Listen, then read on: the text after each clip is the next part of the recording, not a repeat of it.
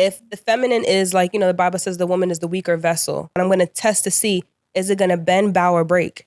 So women will do that subconsciously. And the fact that you know that is healthy, because when most men experience that feminine testing, they get irritated by it. And as opposed to providing some reassurance and saying, hey, this is the plan, or this is the original agreement, remember? And remind her of that. They get frustrated, they get upset, and they're just like, yo, what's going on here? What's happening here? As opposed to just regrouping her, which would be the checking, right? Like, all of these things are healthy, and the polarity of it is healthy. And it's also exercising him as well. The best way a woman can check a man, in my personal opinion, with my life, is when they take me from the 10 to a 2 by correcting me with a proper tone and approach. Sure. So sometimes I get my vocals go up. Talk like you in the club. Yeah. But like, I don't notice it, because when I get passionate, I'm not necessarily yelling. It's just filled with passion. And it can be taken as yelling or, aggressive, depending on how you view it. No, you just don't notice it, but you are yelling. But what I'm trying to tell you is not that I'm intentionally yelling. You know what I'm saying?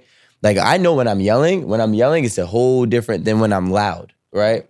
So when the best way to check me, let's say if my voice is raising to an octave that is, can be confusing in terms of my delivery and my approach, and I get checked with a simple way of, hey, I don't know if you realize it, but you're yelling. And I'm like, you know what? I apologize.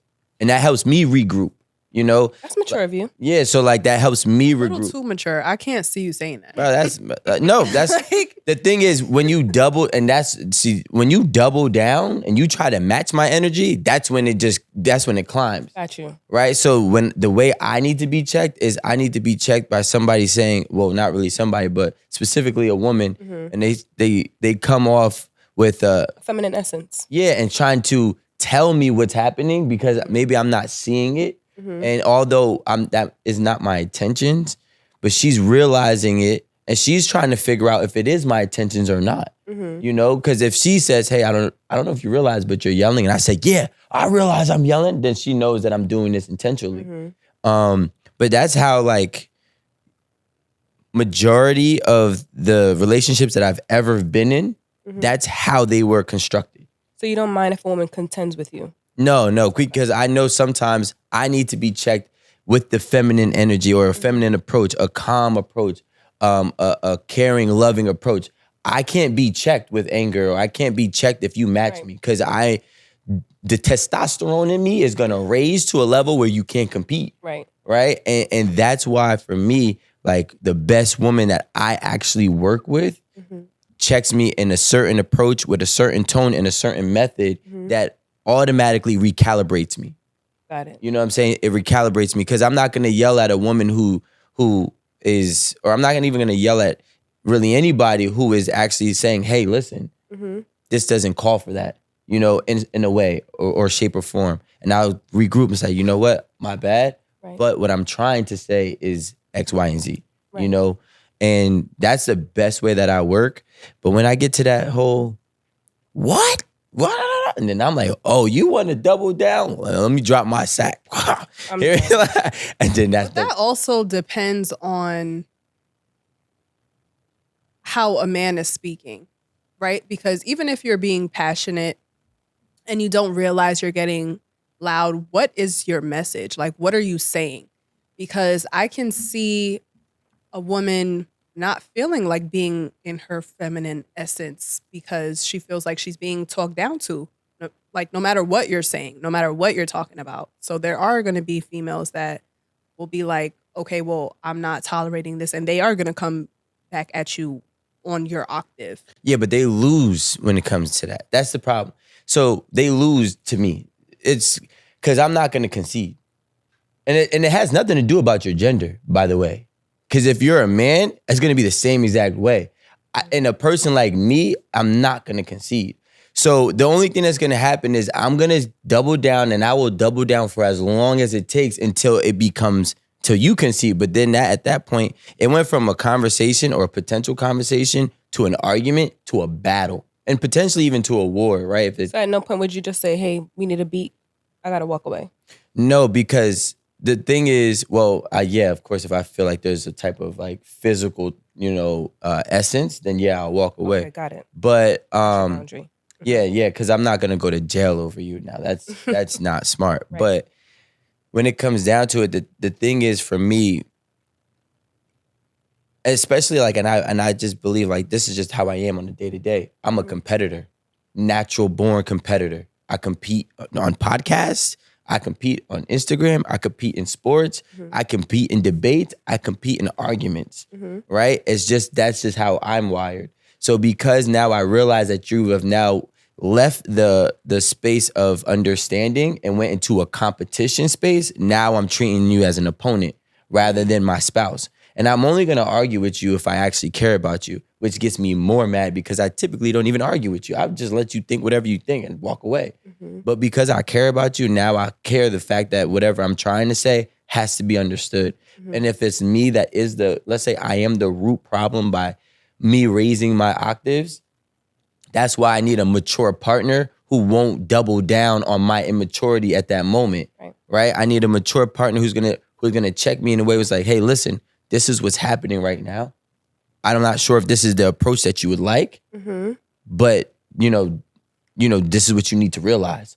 And that's what actually, like I said before, grounds me. Yeah, it simmers me down. It makes me apologize immediately. I'm not scared to say I'm sorry. I say I'm sorry all the time if I'm wrong.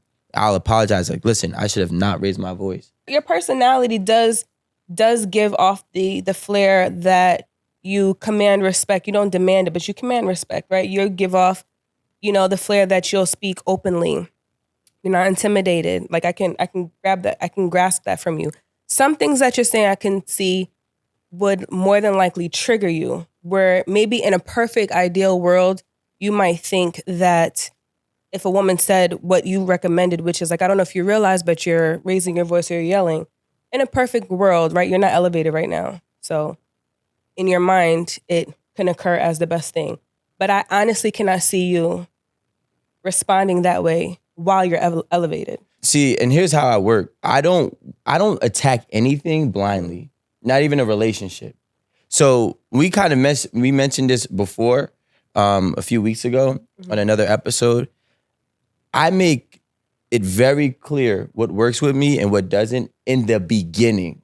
Okay. Very beginning. So, and I let, depending on how that person is, I'm not going to say it's a 6-month window, but I allowed this person time to learn me. And I even check them when they're doing things that I said that does not work for me. Right? So different approaches of situations that you might be upset about or I might be upset about, that whole and I'm talking past the talking phase. So we've talked, we've dated, now we're in the actual relationship.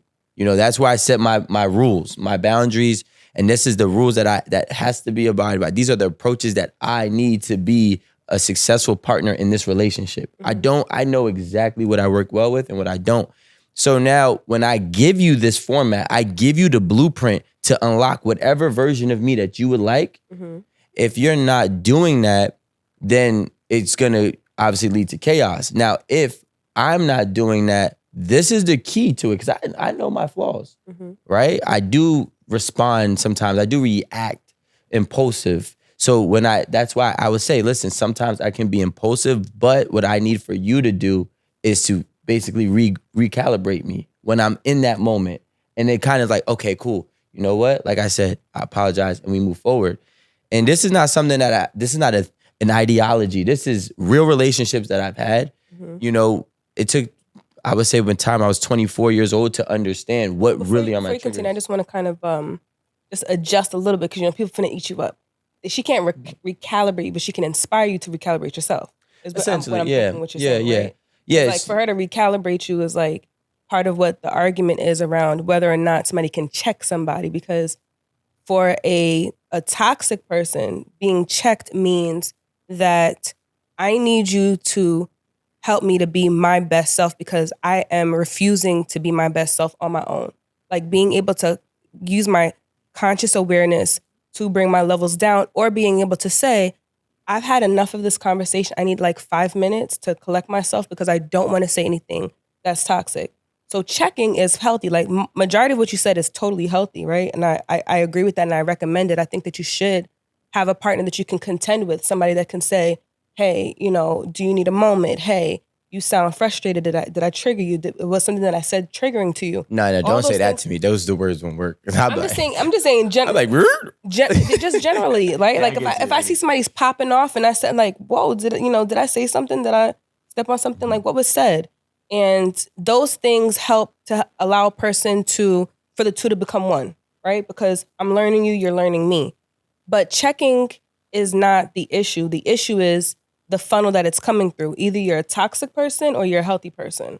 For the toxic woman, when she says that she wants a man to check her, the toxic woman is saying, I need to be riled up. I need to be allowed to be riled up. I need to be allowed to disrespect you, but I need you to check me when I'm disrespecting you because I anticipate I'm going to disrespect you. And the only way I know that you love me is because you give me that energy back.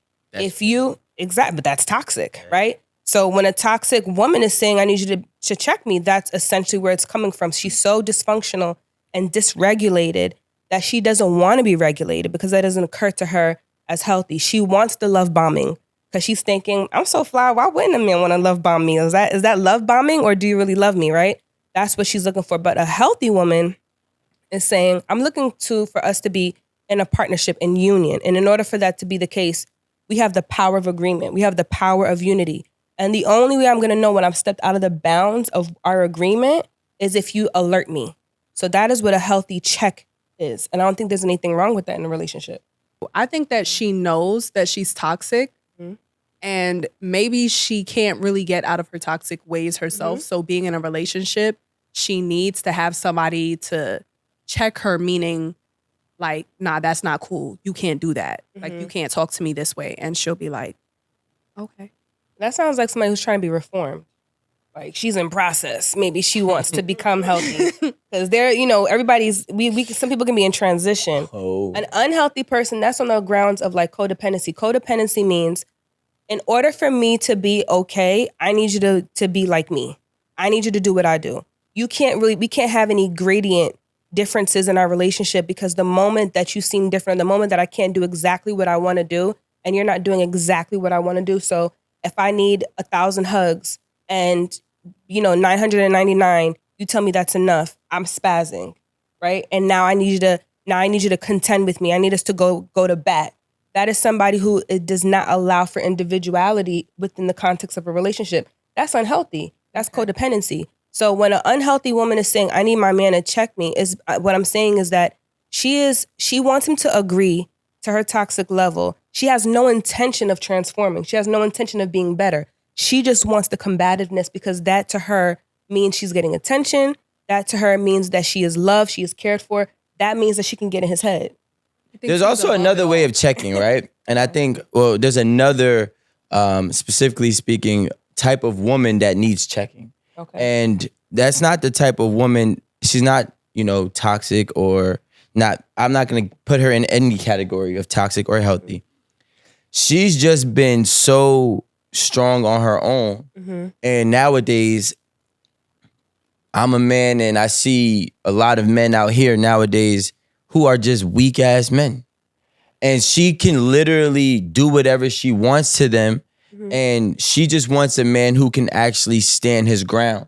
Mm-hmm. She just wants a man who's unwavering. She just wants a man who can set boundaries. Even if she doesn't agree with them, she will try it out because he's unwavering of those boundaries, as long as it's not to her detriment. Right. She wants a man who's going to display strength. That's what I've always gathered from a woman who wants to be checked, right? There are the toxic ones too, but the ones that want to be checked just wants a man who can display his strength, display the fact that he's a leader, because everybody wants to be a leader, and leadership is not just take my hand. And no, leadership, sometimes you got to push him in that direction. Mm-hmm. That's what a real leader is. Leadership sometimes is forceful. Mm-hmm. And sometimes a strong person needs to be forced, not in a, crazy way, right, but it needs to be forced onto the right path. And that's what what I gather when those women need checking. Because when she's too strong for that man and she knows that she's like, yo, I'm making a decision. It could be a business decision. It could be whatever. But she knows she's making a decision that she's unsure of. And the man, instead of saying, hey, what you should do is this, he's like, okay, cool. Let's just go with the flow. Right. Right. And a lot of times that woman feels like she's the man now. And when she feels like she's the man, those are the women who yearn to be checked. Because they're like, I can't wait for a man to just be a man. And no matter how strong I am, I still need this man to be able to bring me down. Whether it be, you know, in a polite way, a gentle way, or maybe a little bit more assertive way. She just wants that ability to be present or attribute to be present. But no, I'm just saying that I study women, I know women, I learn women. You have to know a thing or a person or, you know, a device so well that you can manipulate it to your benefit. The key is having regulation within yourself where you don't do it to their detriment. So, but the only way you can do that is if you actually know it. I know women. That's what I do. I love women. So I've been around women since I was like a little jit. You know what I'm saying? So if the feminine is like, you know, the Bible says the woman is the weaker vessel. And if I know, if my subconscious awareness, I know that I'm weaker, I'm gonna want to be drawn to strength. And the only way that if I know that something can manage or handle the weight of my purpose, the weight of my future, is to shake it a little bit, right? You gotta feel me. Like if I know I'm gonna sit somewhere and I'm looking at it, and I want to know if it's sturdy. If I know I have a table, I'm gonna put something on. I'm gonna test to see, is it gonna bend, bow, or break?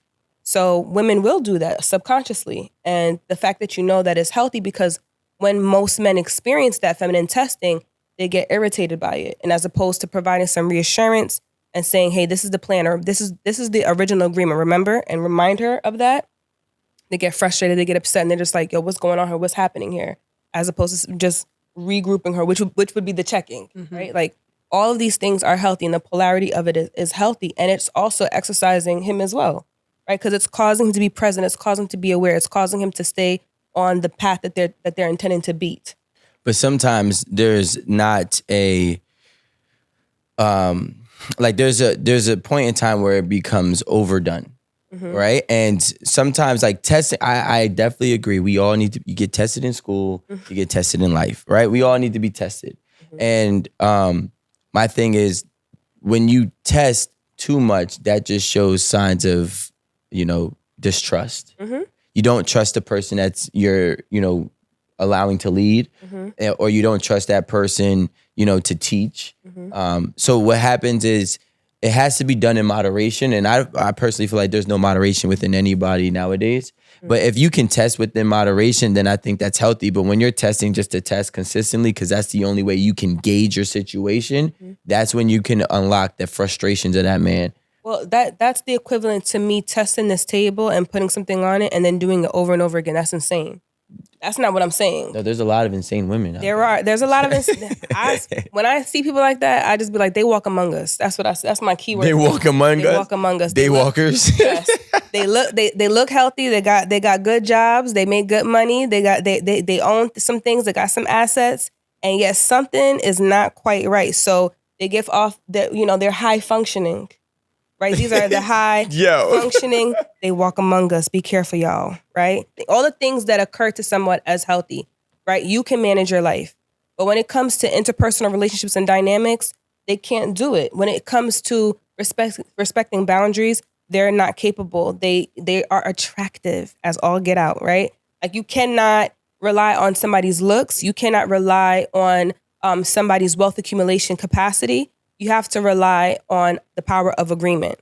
If you're looking for marriage specifically, the power of agreement is the key. Agreement, unity, and harmony. And of the three, what's most important is agreement. So the reason why agreement is important is because if I'm checking this table, I'm trying to see if this table is strong or not. And we're going to have an agreement on how sturdy it is, right? Like the purpose of this table is to carry something, right? To hold on to something. And I want to know how far can I go? So I'm going to put until I know, okay, this is its limit. I'm not going to go past that. So I might make some arrangements. I'm going to take some things off. Once I've established in my mind and I understand its capacity and I work within those bounds, that's the power of agreement. Now we can agree. But if I'm going to constantly test something for the sake of testing and throw heavy things on it or mismanage it, right? Now we're talking about toxicity. That's what we're observing. And the only reason why we believe, right? Most people believe there's a lot of toxic relationships. That's not necessarily true. What it is that a lot of the healthy ones are minding their business. Every plane that has a safe landing does not make the news. Mm-hmm. Only the planes that crash make the news. So social media is nothing but plane crashes. It's highlighting the worst. That they're highlighting the worst. There are a lot of people that are in healthy, beautiful, sacred, wonderful marriages where there isn't any infidelity, there isn't any drama. There's a lot of that exists. It's not gonna make the news. Well, I also do think that the power of agreement in another, if I had to give it a synonym, if I had to give it a synonym, I would just consider that foundation, right? It's a foundation. And the problem is a lot of people, women and men, don't have foundation, didn't grow up with foundation. They don't have any structure. It could be from a one-parent household or a two-parent household. It could be from a wavering parent that was present. But that because there's no foundation there growing up, for them to respect or appreciate or even understand having a foundation set in a relationship, they won't. So they continuously test it until it crumbles, right? And sometimes some people need to lose 2, 3 great things in their life to understand what foundation is because it wasn't prevalent while they were growing up. Can't recognize it. Hey, I know that this is supposed to be good, but let me just add one more block to it. Right. And next thing you know, it's the straw that broke the camel's back. And that's the thing that I really feel like we hear a lot of these people who never had foundation or don't have foundation or didn't have structure. Not disregarding unorthodox structure, because there is structure even though it may be unorthodox, but just structure within itself. Sometimes these people don't have it. A lot of people I feel like don't have structure. Right. A lot of them don't have it. And because of that, what happens is they grow up as adults without structure. And when they get into relationships and people try to supply structure in these relationships, they're not receptive. Right.